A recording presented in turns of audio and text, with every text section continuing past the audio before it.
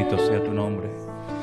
Gracias, Señor, en esta tarde por este privilegio que nos das de poder reunirnos, de adorar y glorificar tu nombre, Señor. Pedimos que tú nos ministres y nos hables en esta tarde, Señor, a través de tu preciosa y bendita palabra, Señor. Gracias por esta nueva oportunidad. Recibe hoy tú toda la gloria y la honra, Señor, en el nombre de tu amado Hijo Jesús. Amén. Y amén. Gloria a Dios. Pueden tomar asiento, mis hermanos, en esta tarde. Aleluya. Gloria al Señor. ¿Cuántos están contentos de estar aquí esta tarde? Amén. Gloria al Señor. Qué bueno. Me alegro mucho, hermanos. Bueno, vamos a pasar en esta tarde a estudiar la palabra del Señor y vamos a tocar un tema que yo creo que es de vital importancia y más en estos tiempos en los que ha de vivir.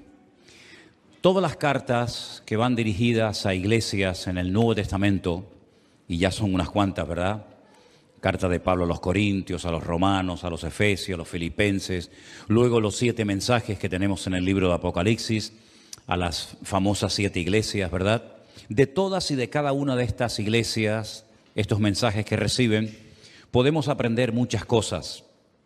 No es que en todas las iglesias locales del mundo ocurran todos los problemas que se mencionan en dichas epístolas, pero cuando hay situaciones en las que no sabemos tal vez cómo actuar, cómo deberíamos de comportarnos ante una circunstancia concreta, pues podemos ir al Nuevo Testamento y ver qué consejos, qué mandamientos, qué instrucciones nos da el Señor y aprender para saber cómo comportarnos en todo momento. Hay una iglesia en el Nuevo Testamento, que es la iglesia de Corinto, que por distintos motivos y circunstancias siempre fue una iglesia con muchos problemas, con muchas divisiones internas. Y no es que no fuera bien fundamentada, porque la Biblia nos enseña que Pablo estuvo en esta ciudad aproximadamente unos 18 meses. Y no me digan a mí que Pablo no hizo un buen trabajo. Por supuesto que lo hizo. Además, él contaba con la ayuda de aquel matrimonio que le aportó tanta ayuda y tanto apoyo en su ministerio, como fue Priscila y Aquila. Después de marcharse él de pastorear la iglesia, apareció por allí un hermano, un predicador, que la Biblia habla muy bien de él, Apolos, un hombre que dice que era ferviente de espíritu y poderoso en las Escrituras. Es decir, que el problema de la iglesia de Corinto no era que tuvieron un pésimo o un mal liderazgo o habían recibido una mala enseñanza, en absoluto, más bien todo lo contrario. La iglesia de Corinto, los hermanos que se congregaban en esa congregación, habían venido de la idolatría, del paganismo. La inmensa mayoría de los miembros de la iglesia no eran de origen judío, por lo tanto, antes habían sido idólatras. Había hermanas en la congregación que antes de convertirse habían ejercido lo que se llamaba la prostitución sagrada. De ahí que Pablo a esa iglesia le diga a las mujeres que se pongan un velo, que se cubran la cabeza, porque la señal de que una mujer en Corinto, en algunos templos estaba o había practicado la prostitución, es que se rapaban el pelo. Entonces, cuando estas mujeres se convertían al Señor, pues lógicamente, simplemente mirándolas, todo el mundo podía saber cuál había sido su pasado.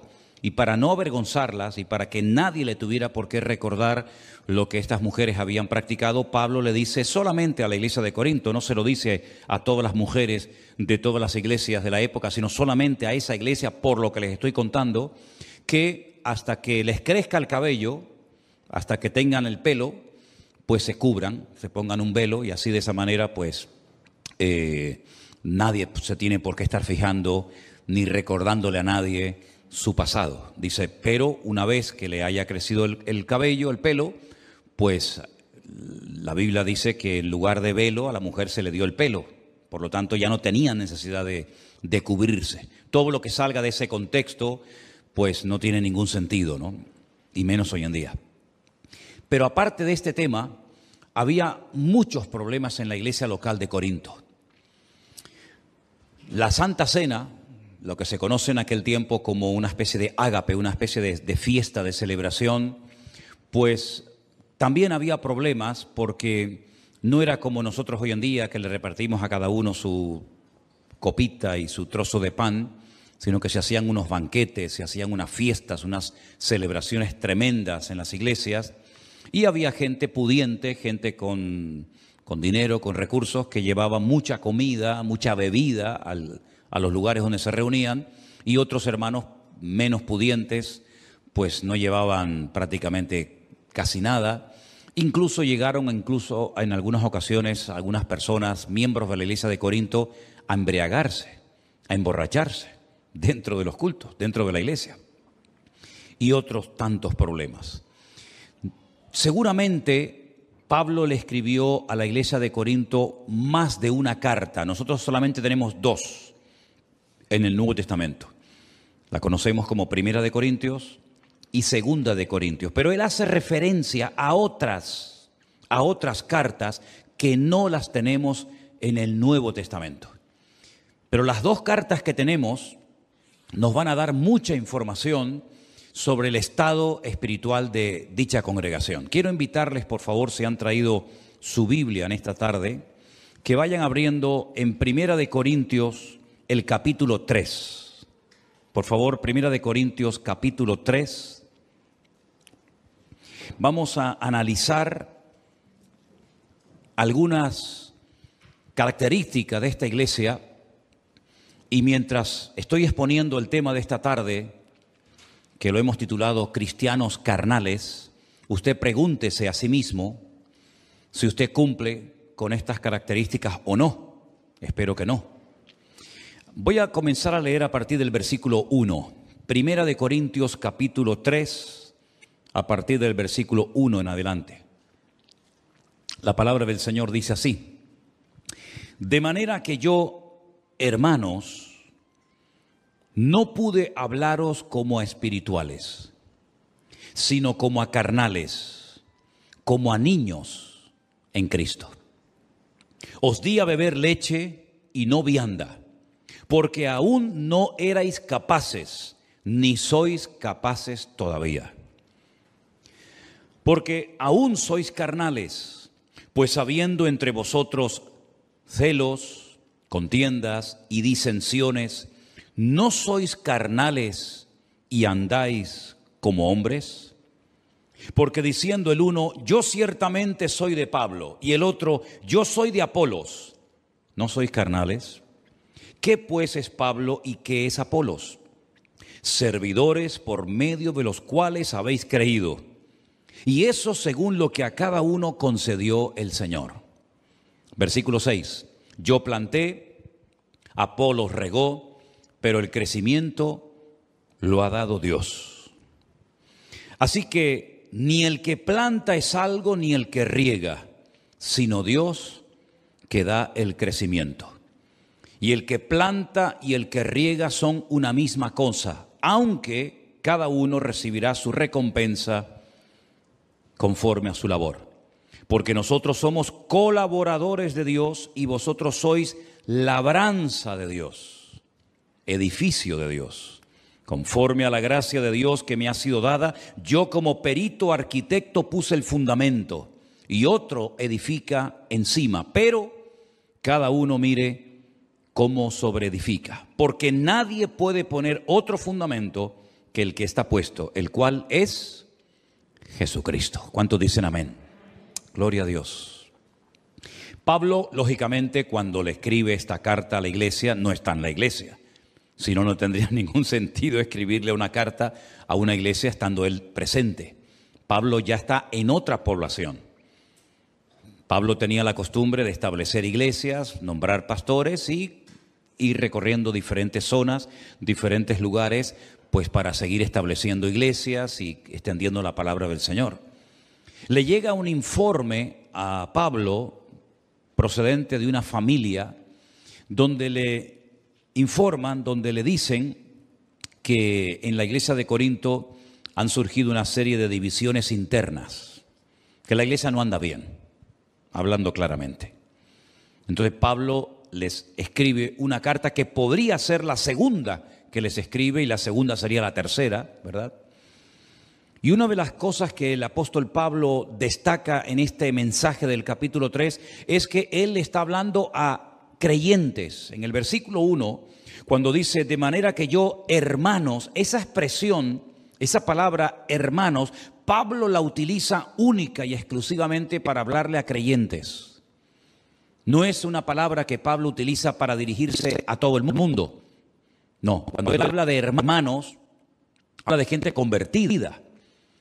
Habla de miembros de la iglesia de Corinto. No habla a la gente de la calle que no conocen el evangelio ni han tenido un encuentro personal con Cristo. Cuando él dice hermanos, se está dirigiendo a los miembros de la congregación, los que han entendido el evangelio, los que ya llevan tiempo congregándose en esa iglesia. Por lo tanto, esto es muy importante, porque lo que a continuación les va a decir Pablo va dirigido única y exclusivamente a creyentes, no a inconversos. No a gente que no ha entendido el evangelio, sino a creyentes, cristianos, seguidores de Cristo. Y a esos hermanos de esa iglesia les dice, yo no pude hablaros como a espirituales, sino como a carnales, como a niños en Cristo. Si os dais cuenta, Pablo habla de dos tipos de creyentes. Creyentes que los llama él espirituales y creyentes que los llama, como dice aquí, carnales. Y también utiliza la palabra o la expresión niños en Cristo. Busqué la palabra carnales. Saben que el Nuevo Testamento se escribió en griego. Y la palabra que utiliza Pablo cuando habla de carnales es esta que veis ahí en la pantalla. Sarquicos. Y la traducción literal de esa palabra sería mundanos. Mundanos. Es decir, no se estaban comportando los hermanos, los cristianos, los creyentes de la iglesia de Corinto como creyentes, sino como auténticos mundanos, carnales, dice aquí esta versión Reina Valera. En otras palabras, el mundo todavía domina vuestro comportamiento, el mundo todavía domina vuestra forma de hablar, vuestra forma de comportaros, etcétera, etcétera. Claro, la pregunta que nos hacemos a estas alturas, ¿no? Bueno, ¿pueden haber hoy en día en las iglesias cristianos carnales, mundanos, niños en Cristo? ¿O era algo que solamente ocurría en el tiempo de los apóstoles, pero que ya hoy en día, después de tanta enseñanza, después de tanto tiempo, esto ya como que ya no nos afecta a nosotros? No sé qué opinan ustedes, pero mis queridos hermanos, hubo en el pasado cristianos mundanos o carnales, los hay en la actualidad y los seguirán habiendo siempre. Personas que se congregan, personas que leen la Biblia, personas que a lo mejor hasta se han bautizado, personas que participan de la Santa Cena, personas que llevan años congregándose en iglesias, pero que son mundanos. Son personas que no han terminado de romper con el sistema de valores del mundo. Son personas que en la iglesia son una cosa y en el mundo, en la calle, cuando nadie los ve, son otra completamente diferente. Incluso a veces hasta dentro de la misma congregación se comportan como si estuvieran con mundanos o con inconversos. Y Pablo dice que a ese tipo de creyentes no cuestiona su conversión, lo que sí está cuestionando es su madurez, su estabilidad, su firmeza en el Señor, su santidad. Dice que no, a ese tipo de personas no se le puede hablar en términos espirituales. Fijaros cómo una persona por su falta de madurez o de desarrollo en el Señor puede verse limitado a la hora de recibir enseñanza profunda en el Señor. A Pablo estoy convencido de que le hubiera gustado muchísimo hablarle mucho más profundo, darle una enseñanza mucho más profunda a los hermanos de Corinto, Pero dice, no pude hablaros como a espirituales, sino como a carnales, como a niños en Cristo. En esta misma epístola, pero más adelante en el capítulo 13, el apóstol Pablo dice, cuando yo era niño, hablaba como niño, pensaba como niño, juzgaba o me comportaba como un niño. Mas cuando ya fui hombre, dejé lo que era de niño. Son las distintas etapas de la vida. No se le puede pedir a un niño pequeño que hable, que se comporte, que actúe como un adulto, ni tampoco se le puede pedir a un adulto o se espera de un adulto que se comporte como un niño, porque cada etapa, cada edad de la vida, pues lleva unas características, ¿no? Y el apóstol Pablo dice que estos hermanos de la iglesia de Corinto no habían madurado. Los llama mundanos, sarquicos, es la palabra griega que aparece, carnales, niños en Cristo. Dice que les daba leche, que es lo que comen los niños, no alimento sólido, vianda, porque no eran capaces, ni sois todavía en el momento actual, en el momento de recibir la carta, todavía no habían madurado. Dice, sois carnales, se lo vuelve otra vez a repetir. ¿En qué se basaba Pablo para hablar con tal contundencia a la iglesia? ¿En qué se basaba Pablo? ¿Qué observaba en ellos para llamarles niños, carnales, mundanos? Bueno, ahora lo dice. Hay entre vosotros, versículo 3, celos, contiendas y disensiones. Es decir, la forma como ustedes se están comportando dentro de la iglesia, no digo fuera, sino dentro de la congregación, es una forma típica de un mundano. Son las características típicas de una persona carnal, una persona celosa, envidiosa, que crea divisiones, que hace grupitos, ¿verdad? Que menosprecia a unos en favor de otros, contiendas, disensiones. Es decir, todos creo que tenemos en nuestra casa uno o varios espejos, ¿sí o no? ¿Cuántos tienen espejos en sus casas? Todo el mundo, ¿no? Algunos no pueden vivir sin un espejo. ¿A qué no? Se miran 40 veces en el espejo a lo largo del día. ¿Qué es lo que refleja el espejo? Lo que le pones delante. No te enfades con el espejo si te ves gordo, si te ves viejo, si te ves arrugado, si te ves demasiado canoso, si te ves... No te enfades con el espejo. El espejo proyecta lo que le ponen delante. Ni más ni menos. Hay un espejo en el mundo espiritual en el cual podemos ver nuestra realidad. No lo que me gustaría, sino la realidad mía presente en el momento actual. Y es que mi nivel de madurez se refleja en la forma como me relaciono con mis hermanos en Cristo.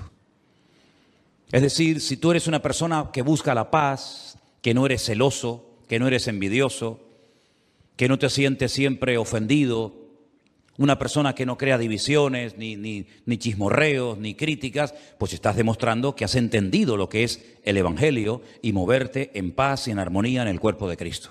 Si por el contrario reaccionas como estos hermanos de Corinto, de una forma carnal, mundana, hablando mal, pensando mal, criticando, juzgando, cuestionando, etcétera, entonces es el espejo en el que te puedes ver a ti mismo y te puedes ver reflejado y demostrarte a ti mismo de que tal vez lleves mucho tiempo en la iglesia, tal vez lleves mucho tiempo leyendo la Biblia y sepas mucho de la Biblia, pero como persona, como creyente, tú no has madurado, no has crecido, no te has desarrollado, te has quedado estancado en ese nivel de niño y te comportas como un niño.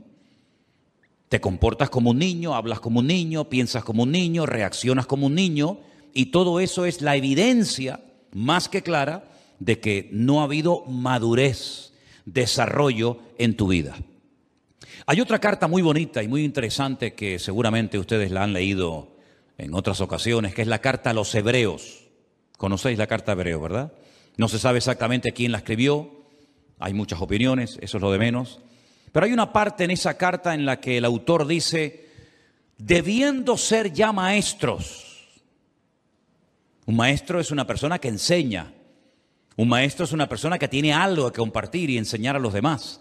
Dice, debiendo ser ya maestros después de tanto tiempo, todavía tenéis necesidad de leche y no de alimento sólido, porque sois inexpertos en la palabra de Dios. Fijaros que no solamente era un problema de los corintios, era también un problema de los gálatas, y un problema de los tesalonicenses, y un problema de los romanos, y un problema que ha habido siempre a lo largo de la historia. Iglesias, creyentes que no crecen, que se quedan raquíticos, anoréxicos, espiritualmente hablando, y que pasa el tiempo, pero están siempre igual o peor. Y esta es la triste realidad de la iglesia de Corinto. Pablo no la oculta. Pablo no dice, bueno, hermanos, no pasa nada. No. Pablo los confronta y Pablo les dice, no les puedo hablar como espirituales, no les puedo dar viandas, sino leche, porque sois mundanos, porque sois carnales, hay divisiones, hay celos, hay envidias entre vosotros. Y pone un ejemplo no de otra iglesia, un ejemplo de lo que estaba pasando allí. Y dice, yo soy de Pablo, otro dice yo soy de Apolos, ¿verdad? No sois carnales y actuáis como niños. Y Pablo dice, nosotros, los predicadores, los pastores que hemos estado ministrando en esa iglesia, dice, nosotros somos servidores por medio de los cuales habéis creído. Y eso según lo que a cada uno concedió el Señor. Más adelante en el versículo 9 dice, nosotros somos colaboradores de Dios y vosotros sois labranza de Dios, edificio de Dios, colaboradores, servidores, instrumentos al fin y al cabo, y ellos lo que estaban haciendo es seguir al instrumento en vez de seguir al Dios que usaba el instrumento.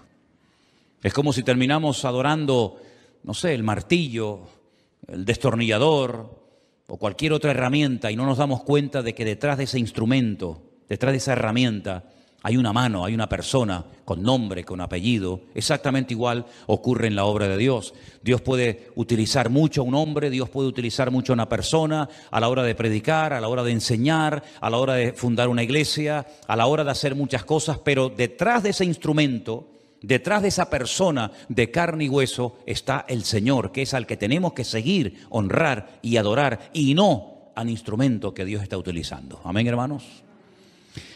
Yo he hecho una pequeña lista de 10 características de los cristianos carnales, de los niños en Cristo. Vamos a ir punto por punto analizando cada uno de ellos, y mientras hablamos de cada uno de estos puntos, pregúntate a sí mismo si te sientes identificado o no con lo que voy a compartir. Característica número 1 de los cristianos carnales poco desarrollados o nada desarrollados en Cristo. Se mueven por emociones y sentimientos. Quiero que todos juntos leamos este primer punto, por favor. Se mueven por emociones y sentimientos. ¿Es malo emocionarse o expresar algún tipo de emoción o de sentimiento? No. Dios nos ha creado con la capacidad de llorar, de reír, de emocionarnos, pero las emociones y los sentimientos pueden ser traicioneros, porque son fluctuantes, son cambiantes. No sentimos lo mismo ahora que cuando teníamos 14 años o cuando teníamos 8 años. No sentimos lo mismo todos los días de nuestra vida, ni nos emocionan, ni nos atraen siempre las mismas cosas que a lo mejor hace años sí. Porque vamos cambiando, vamos progresando, ¿verdad? Y no es lo mismo un niño lo que siente, por lo que se emociona con sus juguetes, con sus amigos, que un hombre, una mujer ya casada, con familia, con hijos, ¿verdad? Los sentimientos son fluctuantes, son cambiantes. Y el creyente no puede ser fluctuante. Ahora creo muchísimo, mañana no creo nada. Ahora leo muchísimo la palabra de Dios, mañana no quiero saber nada de la Biblia. Ahora voy a la iglesia, llamo al Señor y quiero servir al Señor. Dentro de 15 o 20 días ya no me quiero congregar más porque no me hablaron, no me saludaron, no me llamaron, no sé qué, no sé cuánto. Eso es el peligro de dejarse llevar o guiar o pastorear por sentimientos y por emociones. Y este tipo de creyentes, poco maduros, poco estables, poco o nada firmes en el Señor, son gente emocional. Gente que los ves un día y se quieren comer el mundo. Y al poco tiempo ves que el mundo se lo comió a él. Son gente emocional, gente fluctuante, son personas manipulables, son personas que no tienen estabilidad en el Señor.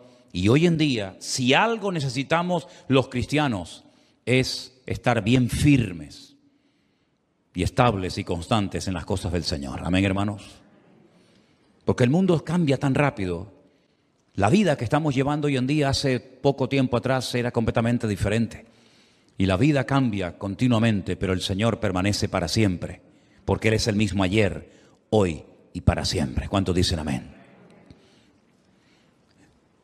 Segunda característica de los niños en Cristo, de los cristianos carnales, no aceptan un no por respuesta, ni de Dios ni del hombre. Siempre quieren salirse con la suya, como los niños, ¿verdad? Como le digas al niño, no hay más caramelos. Tercera Guerra Mundial. Se te tira al suelo. Bueno, los nuestros no, porque son santos, ¿no?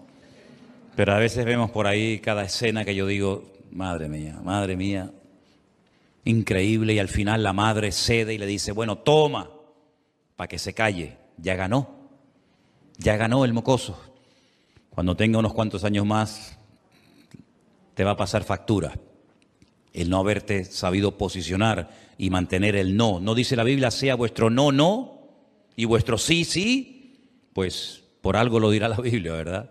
No aceptan un no por respuesta, siempre se quieren salir con la suya. Dice, no, eso no se puede hacer, hermano. Ya se enfadan, ya se ponen con la cara larga, ya les cambia el semblante, como a Caín, ¿se acuerdan? Dice que a Caín le cambió el semblante porque no aceptan un no, ni de parte del pastor, ni de parte del padre, ni de parte de la madre, ni de parte de Dios, ni de parte de nadie. Porque son caprichosos, consentidos. ¿Y qué dice el libro de Proverbios? Que el niño consentido avergonzará a su padre y a su madre. Y el cristiano carnal es una persona que siempre se quiere salir con la suya. Yo quiero esto, yo quiero esto, yo quiero esto, y si no me lo dan, pues me voy a otra iglesia donde sí me lo van a dar. Nada más entrar sin conocerme de nada. Tremendo, ¿no? Tercera característica, hacen las cosas para ser vistos, generalmente. No pueden pasar desapercibidos, no saben estar quietos, no saben estar ahí sentaditos. Siempre tienen que salir en todas las fotografías. El yo siempre está por delante. Yo no sé qué, yo no sé cuánto, el yo y el yo. ¿Y qué dijo el apóstol Pablo hablando del ego o del yo? Ya no vivo yo, mas vive Cristo en mí. El niño siempre quiere controlar la conversación, donde están los abuelos, donde está la tía, donde están los hermanos. El niño siempre quiere llamar la atención. Y el niño en Cristo es exactamente igual.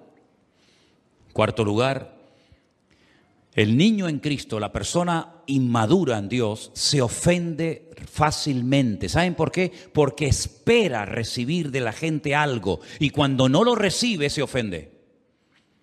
¿Cuántas veces yo les he enseñado y les he dicho, hermano, escúcheme bien, si usted no se quiere sentir ofendido, nunca, no espere nada de nadie. Como usted espere algo, lo que sea, de alguien y no se lo da, no lo recibe, se va a sentir mal. No espere nada de nadie, pero de Dios espere lo que el Señor tenga preparado para usted. Pero el niño en Cristo, la persona inmadura, se ofende cuando no cuentan con él, cuando no le hablan, cuando no sé qué, porque son personas que siempre intentan destacar por encima de los demás. No saben pasar desapercibidos y cuando se les dice que esperen o que oren o que busquen al Señor y que no se precipiten, que no actúen precipitadamente por impulsos, por emociones o sentimientos, se ofenden. Algo que también hemos leído en esta tarde, punto número 5, es que son celosos. Usted no es celoso, ¿verdad? ¿Usted es celoso? ¿Es celosa usted? Los cristianos no tenemos que ser celosos. Si Dios usa a este hermano más que a mí, yo me voy a gozar de que el Señor esté usando a mi hermano más que a mí. Y si el Señor bendice y prospera más a mi hermano que a mí, yo me voy a gozar con la bendición de mi hermano y no voy a tener celos ni envidia de él, sino más bien todo lo contrario. Pero son celosos porque tienen miedo a perder su posición, tienen miedo a perder su sitio. Uy, y si viene alguien que canta mejor que yo, y si viene alguien que toca mejor que yo, y si viene otra persona que lleva menos tiempo que yo en la iglesia o en la escuela dominical o en el culto de jóvenes o donde sea, y resulta que me quita el puesto, como si en la iglesia tuviéramos puestos. El único que tiene su puesto y su lugar garantizado es nuestro Dios. ¿Cuántos dicen amén? Porque algo muy importante que he aprendido en el reino de Dios, que no hay nadie imprescindible, pero el creyente inmaduro, el niño en Cristo, el mundano, el carnal, se siente imprescindible. Y el Señor nos ha mostrado 1000 veces que en la iglesia de Cristo no hay nadie imprescindible. ¿Cuántos dicen amén? Se murió Pablo, el apóstol Pablo, una tremenda pérdida. Seguramente muchos hermanos lamentaron que lo ejecutaran en Roma. ¿Qué va a pasar ahora? Nada. La iglesia siguió adelante. Y murió Juan y Santiago y Timoteo. Y murieron todos los apóstoles de Cristo. ¿Y qué pasó con la iglesia? Siguió adelante, no pasó nada. Y vinieron persecuciones, y vinieron herejías, y vinieron personas a hacer daño a la iglesia. ¿Y qué pasó con la iglesia? Siguió adelante. Porque la promesa de Dios es que las puertas del Hades, del infierno, no prevalecerán contra la iglesia. Si no estoy yo, estará otro, y si no está otro, está otro. No pasa nada, el Señor cuida de su iglesia. Y si no es presencialmente, es por internet. Y si no es por internet, no se preocupen ustedes que el Señor es fiel y nunca nos va a abandonar. El único imprescindible en la casa de Dios, en la iglesia, es Él, el dueño, la cabeza de la iglesia. Ni tú ni yo somos imprescindibles. ¿Cuánta gente ha pasado por esta iglesia? ¿Cuánta gente ha pasado? Y la iglesia sigue avanzando, sigue adelante. Porque la iglesia no es del hombre. Una verdadera iglesia, quien la sustenta y quien la cuida es el dueño de la iglesia, que es el Señor Jesucristo. Y si no toca uno la batería, no te preocupes, mañana viene otro. Y si no, no pasa nada. Y si no hay pastor, vendrá otro. Y si no, siempre es así. El Señor nos ha demostrado que al único que tenemos que anhelar que esté siempre es a Él y a su presencia. Un punto muy importante también, el número 7, es que siempre están a la defensiva. Cualquier mensaje que uno predique ya se lo toman, se sienten aludidos, porque siempre están con la escopeta cargada, siempre están con las uñas para afuera, a la defensiva. Esto lo está diciendo por mí, seguro. Yo sé que esto me lo está diciendo a mí. Gracias al Señor, con 60 años que voy a cumplir dentro de poco tiempo, nunca he necesitado de un micrófono para decirle a una persona en su propia cara lo que he sentido de parte de Dios decirle. No necesito utilizar el púlpito para decirle a usted, hermano y hermana, lo que creo de parte de Dios que le tenga que decir. ¿Cuántas veces, tal vez ustedes no lo saben, porque si no lo digo, ¿cómo lo van a saber? Pero ¿cuántas veces ha terminado un culto y se me han acercado unas cuantas personas y me han dicho, hermano, hoy el mensaje era todo para mí? Hoy el Señor me habló y resulta que hace 10 minutos me lo dijeron 4 personas y él o ella no se habían dado cuenta. Porque la palabra de Dios es para todos. Y cuando un pastor, por lo menos yo no sé lo que hacen los demás ni me interesa, pero yo cuando predico para toda la congregación y que cada uno sea ministrado conforme a la necesidad de su corazón. Y si el Espíritu Santo te ha hablado y te ha sentido aludido, no te ofendas, dile gracias Señor, porque en esta iglesia cada vez que vengo, tú siempre me hablas. ¿Cuántos dicen amén? Yo particularmente... Yo he sido muy pocos años miembro de iglesia porque desde muy joven estoy predicando. Casi de los 17, 18 años estoy predicando y pocas veces he sido miembro de una iglesia.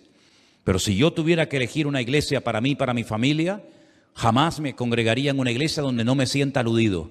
Jamás me sentaría en una iglesia donde me sienta siempre cómodo. Predique de lo que predique el pastor, hable de lo que hable el pastor, el mensaje siempre me pasa por encima de la cabeza. Yo no me congregaría en una iglesia así, porque yo no vendría a una iglesia para que me pasen la mano. Yo no vengo a una iglesia para que me digan qué guapo y qué bonito que soy. Yo vengo a una iglesia para que mi Dios me confronte y me saque la basura que llevo dentro y pode las ramas secas y trate con mi vida y me cambie. Porque la iglesia es el taller de Dios. Es el lugar donde el Señor pone el dedo en la llaga y nos hace ver cosas que a lo mejor nunca en la vida fuimos conscientes de que ese pecado, esa actitud, esa mala costumbre, esa mala palabra, la llevo arrastrando toda mi vida y no me he dado cuenta hasta el día de ayer que el pastor predicó de ese tema. ¿Qué te parece? ¿A quién le ha pasado eso alguna vez? Venir a la iglesia y escuchar una palabra y decir, pero si este soy yo, el Señor me está hablando a mí. Eso me pasó a mí las primeras veces cuando yo me congregaba, recién convertido. Miraba a los lados, créame, literalmente lo digo, no exagero. Miraba a la derecha, miraba a la izquierda, miraba detrás. Pensaba que estaba yo solo en la iglesia porque todo lo que predicaba aquel hombre, me sentía yo aludido y me estaba hablando a mí. Pero no era él, era el Señor a través de él que me estaba hablando a mi vida. ¿Cuántos dicen amén? Y esa es la señal de una iglesia donde está el Espíritu de Dios. Hermano, no me digan a mí, si el Señor Jesucristo, con todo mi respeto, voy a poner este ejemplo, entrara ahora mismo por el pasillo de esta congregación y subiera a este púlpito, lógicamente yo me sentaría, faltaría más. Y Él cogiera el micrófono en la mano, aunque yo creo que no le haría ninguna falta.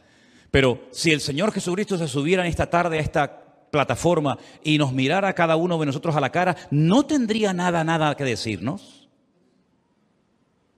¿Sí o no? Vamos, yo estoy ahí sentado y me mira así el Señor Jesucristo y yo no quiero decir nada feo, pero vamos, tráigame tierra, porque solamente una mirada de Cristo se le dirigió a Pedro, no le dijo ni mu. Y Pedro dice, salió y lloró amargamente. ¿Se acuerdan? Dice, se le quedó mirando y ya con la mirada te lo he dicho todo. Como antaño, ya hoy en día eso no existe. Los chicos no entienden, pero antiguamente cuando estabas en una casa, en una reunión, y el viejo te hacía así y te transmitía telepáticamente un mensaje. Te estaba diciendo, o te portas bien, o cuando llegue a casa te voy a dar una paliza que te vas a acordar toda tu vida. Todo eso te lo decía con la mirada. ¿Sí o no? Hoy en día le mira, le remira, nada, eso no sirve nada. Está en otra frecuencia. Pero en aquella época una mirada del viejo te ponía firme, amigo. Imagínense si el Señor subiera esta tarde a esta plataforma y se te queda mirando, sin decirte nada, te lo está diciendo todo, querido. ¿Sí o no? Pues eso tiene que ser una iglesia. No como aquellos que decían, nos hemos enriquecido, no tenemos necesidad de nada. Y dice el Señor, he aquí yo estoy a la puerta y llamo, si alguno oye mi voz y abre la puerta, entraré a él, cenaré con él y él conmigo. Habían empezado el culto y habían dejado al Señor fuera, metafóricamente hablando, ¿verdad? Habían empezado la reunión, el culto, la alabanza, la predicación y la presencia del Señor no estaba. ¿Cómo puedo yo saber si en una congregación está o no está la presencia de mi Señor? Porque yo me siento aludido, como si el Señor literalmente me estuviera mirando a la cara, me sentiría tremendamente aludido. Pues en una iglesia cuando se pone la palabra de Dios, la palabra siempre hablará y tocará nuestros corazones. ¿Cuántos dicen amén? Qué maravilla. Yo lamentablemente, digo lamentablemente porque ya me gustaría a mí poder estar ahí sentado y que me predicara otro y que me enseñara la palabra, pero llevo 40 años prácticamente sin que nadie me predique.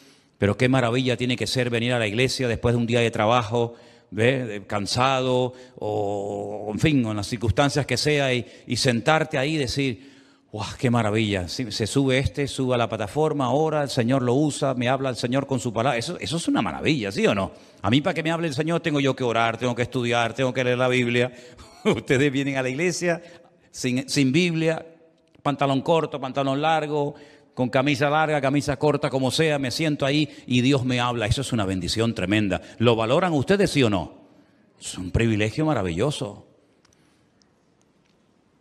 No están dispuestos a cambiar. Uy, este punto para escribirlo lo pensé 30 veces. Porque algunos de ustedes dirán, pero hermano, ¿usted cree sinceramente que hay hoy en día gente en las iglesias que no quieren cambiar? ¿Me dejan que les diga un secreto ahora que no nos ve ni nos escucha nadie? Así de gente. Así de gente. Hay mucha gente en las iglesias que no quieren cambiar. No sé a lo que vienen, pero a cambiar no. No quieren cambiar. ¿Y saben lo que me costó años aprender? Lo aprendí, Pero ¿saben lo que me costó años tener que decir? Señor, es verdad, tienes razón, que hay gente que no quieren cambiar, aunque se congreguen en esta o en cualquier otra congregación. Hay gente que no quieren cambiar. Te dice, yo he sido así toda mi vida, hermano. En mi familia éramos así. Y es como un estigma, ¿no? Es como decir, yo soy así y no puedo comportarme de otra manera. ¿Se acuerdan ustedes cuando un día unos discípulos del Señor Jesucristo se le acercaron al maestro y le dijeron, Señor, tenemos que contarte una cosa, como si él no lo supiera? Hemos visto por ahí a uno que echa fuera demonios en tu nombre, pero no es de los nuestros, no es de nuestro grupo de discípulos. Van por ahí echando fuera demonios en tu nombre. ¿Quieres que oremos para que caiga fuego del cielo y los destruya? ¿Pero qué estás diciendo? ¿Estás loco? Y el Señor dijo, hijos del trueno, ¿qué estáis diciendo? ¿Sabes quién dijo ese comentario? ¿Sabes quién le hizo ese comentario, ese chisme al Señor? Uno de ellos era Juan. Sí, Juan, ese que dice, amaos los unos a los otros, porque el que no ama no ha conocido a Dios. Ese que está todo el día hablando del amor en sus cartas, ese un día le dijo al Señor, si quieres oro para que caiga fuego del cielo y los queme a todos. Qué cambio, de llamarlos hijos del trueno a ser el discípulo amado, el más cerca del corazón y la vida del Señor. Un cambio completamente radical en su vida. Pedro, aquel que dijo, yo no le conozco, no sigas insistiendo, yo no sé quién es ese hombre, yo no quiero saber nada de ese hombre. Al final terminó diciendo, Señor, te amo, Señor, te amo, Señor, te amo, tú lo sabes todo, Señor, y terminó dando su vida como mártir por Cristo. Todos hemos tenido malas experiencias, todos hemos tenido malas etapas, todos hemos sido dominados por la carne, por el orgullo, por la soberbia, por tantas cosas de la vida. Y el que no lo quiera admitir se engaña a sí mismo. Pero gloria al Señor que en Cristo hay posibilidad de cambio. Que nuestro carácter puede ser domado y presentado a los pies de Cristo y no ser un esclavo de ese apellido que siempre ha sido así los hombres en mi casa, en mi familia, y no ser dominado por las pasiones y no ser dominado por mi carácter, sino ser dominado y controlado por el Espíritu Santo de Dios.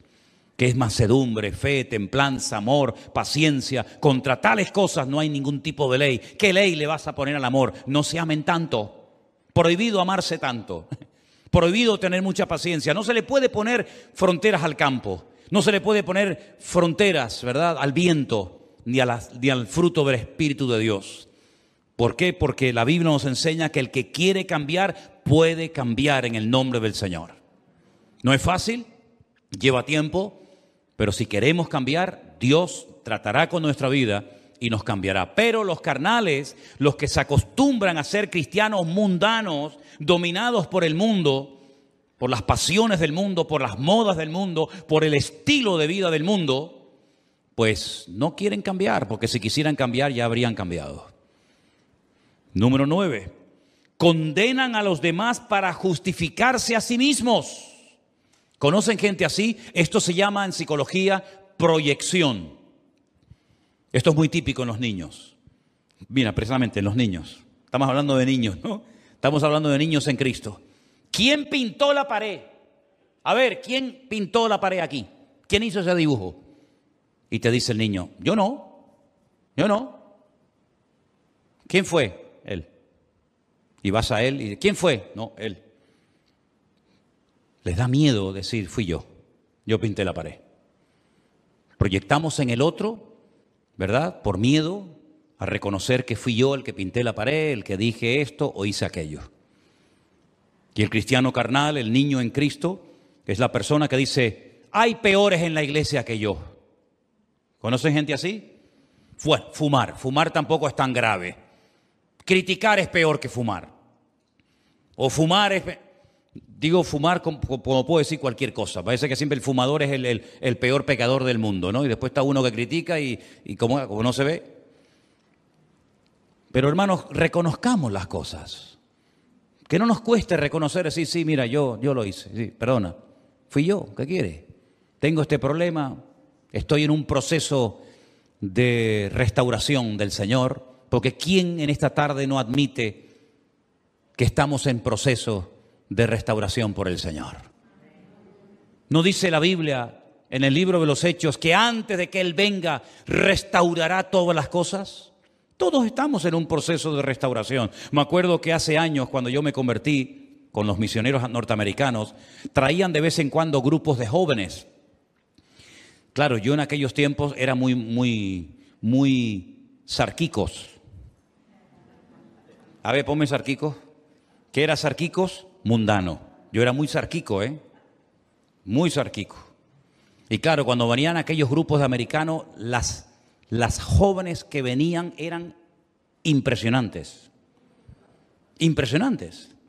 Y claro, nosotros como éramos en aquella época muy sarquicos, queríamos ir a evangelizar siempre con las americanas que venían, ¿no? Aprendíamos 4 palabras en inglés para saber cómo comunicarnos. Pero ¿saben qué, mis queridos hermanos? En aquellos tiempos se nos decía, ustedes no pueden salir a evangelizar con las chicas que vienen de Estados Unidos.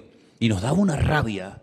No entendíamos por qué los pastores eran tan cerrados y nos prohibían a nosotros salir a evangelizar. ¿Evangelizar o evangeligar? Es una cosa completamente diferente, ¿no?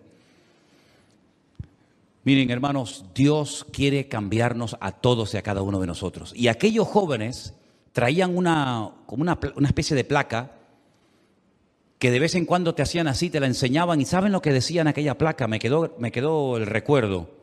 Ten paciencia conmigo, estoy en proceso de restauración por el Señor. Y es que es verdad, hermanos. Nuestra vida está constantemente cambiando. Dicen que cada 7 años, en cuanto a células y todo el organismo del cuerpo, dicen que cada 7 años tenemos un cuerpo nuevo. Pues no sé, algunos se lo habrán dado de segunda mano porque, ¿no? Si cada 7 años tenemos un cuerpo nuevo, no sé por qué hay algunas cosas que ya no funcionan como funcionaban antes, ¿no? Pero y espiritualmente hablando, dice la Biblia que por fuera nos vamos desgastando, pero el hombre interior se va renovando cada día a la imagen de Cristo. ¿Cuántos dicen amén? No condenamos a nadie, no justificamos nuestros pecados, censurando a los demás.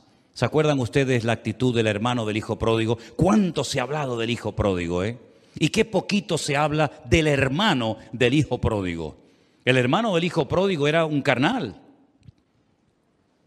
Era un envidioso que en vez de alegrarse con el retorno al hogar de su hermano, se enfada y dice, ¿esta fiesta qué es? No, es que hay una fiesta porque tu hermano ha regresado y no quiere entrar a la fiesta, ni come ni deja comer. ¿Verdad? Están siempre enfadados con ellos, con el mundo, con todo el mundo está enfadado siempre el cristiano carnal. Todo está mal menos él. Y tiene que salir el padre afuera y decirle, pero hijo, entra, que tu hermano había muerto y ahora está vivo. Y le dice, este es tu hijo.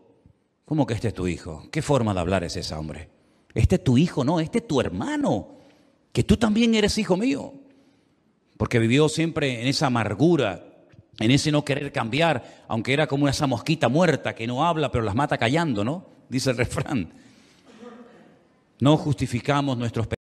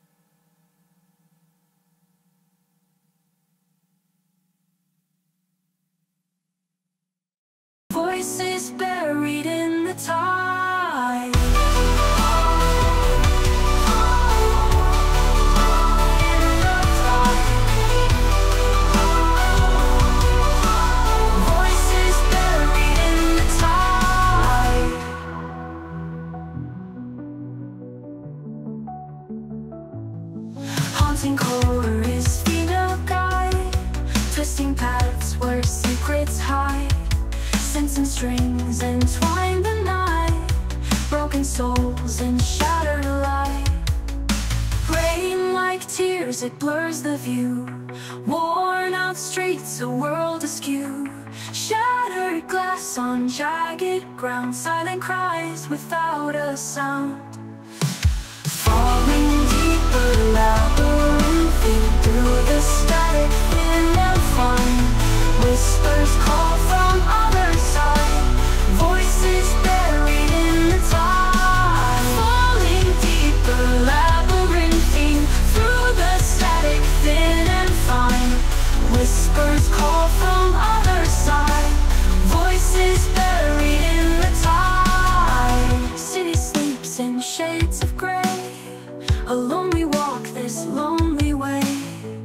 Memories flicker like gold films, echoes of forgotten dreams. Whispering winds carry tales of lives entwined in urban tales.